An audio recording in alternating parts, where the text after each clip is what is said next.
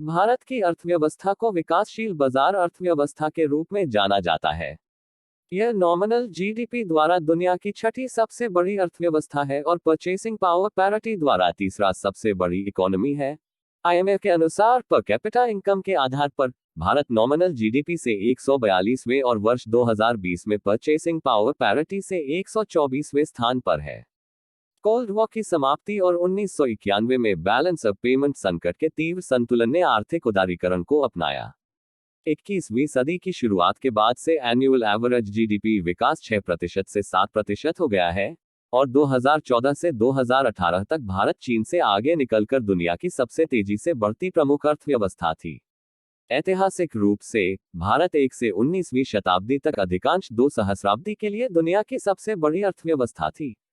भारतीय अर्थव्यवस्था का लॉन्ग टर्म ग्रोथ पर्सपेक्टिव अपनी युवा पॉपुलेशन और कम निर्भरता के रेशियो, स्वस्थ बचत और निवेश दरों के कारण सकारात्मक बना हुआ है और वैश्विक अर्थव्यवस्था में एकीकरण बढ़ा रहा है।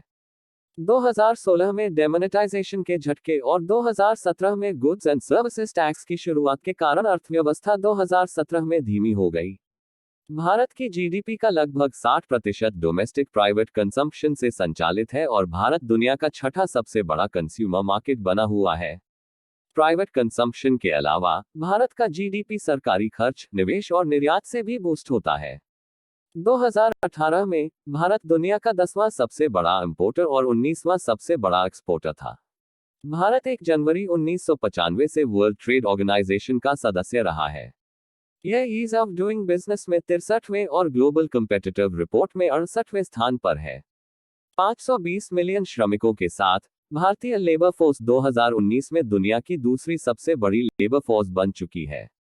भारत दुनिया के सबसे अधिक बिलियनर्स वाले देशों और एक्सट्रीम इनकम इनइक्वालिटी वाले देशों में से एक है।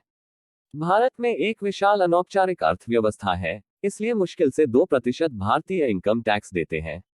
2008 के ग्लोबल फाइनेंशियल क्राइसिस के दौरान अर्थव्यवस्था को हल्की मंदी का सामना करना पड़ा। भारत ने विकास को बढ़ावा देने और मांग उत्पन्न करने के लिए प्रोत्साहन उपाय किए। बाद के वर्षों में आर्थिक विकास को पुनर्जीवित किया।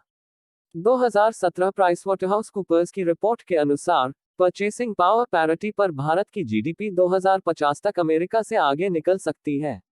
विश्व बैंक के अनुसार सतत आर्थिक विकास को प्राप्त करने के लिए भारत को सार्वजनिक क्षेत्र में सुधार, इंफ्रास्ट्रक्चर, कृषि और ग्रामीण विकास पर ध्यान देना चाहिए। साथ ही भारत को land and labour laws, financial inclusion, private investment, export, education और पब्लिक हेल्थ को इम्प्रूव करना होगा।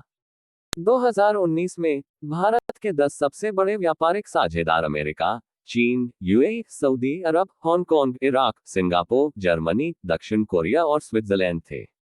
2018-19 में भारत में फॉरेन डायरेक्ट इन्वेस्टमेंट $64.4 बिलियन था, जिसमें सेवा क्षेत्र, कंप्यूटर और टेलीकॉम सेक्टर एफडीआई के इनफ्लो के लिए अग्रणी क्षेत्र बने हुए हैं।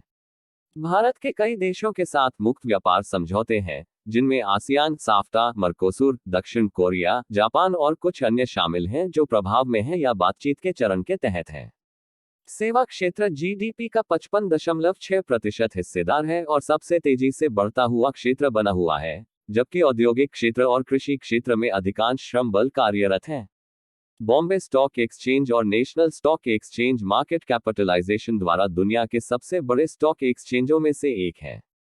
भारत दुनिया का छठा सबसे बड़ा प्रोड्यूसर है, जो ग्लोबल प्रोडक्शन के 3% का प्रतिनिधित्व करता है और 57 मिलियन से अधिक लोगों को रोजगार देता है।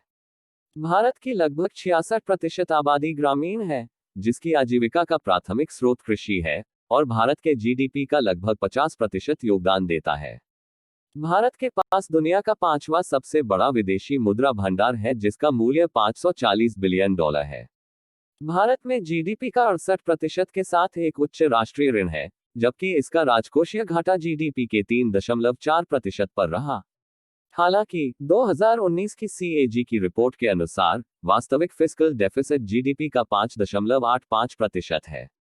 भारत के सरकारी स्वामित्व वाले बैंकों को बढ़ते बुरे ऋण का सामना करना पड़ा, जिसके परिणामस्वरूप कम ऋण वृद्धि हुई। साथ ही साथ एनबीएफसी क्षेत्र को तरलता संकट में डाल दिया गया है। भारत उच्च बेरोजगारी, बढ़ती आय असमानता और समग्र मांग में प्रमुख मंदी का सामना करता है।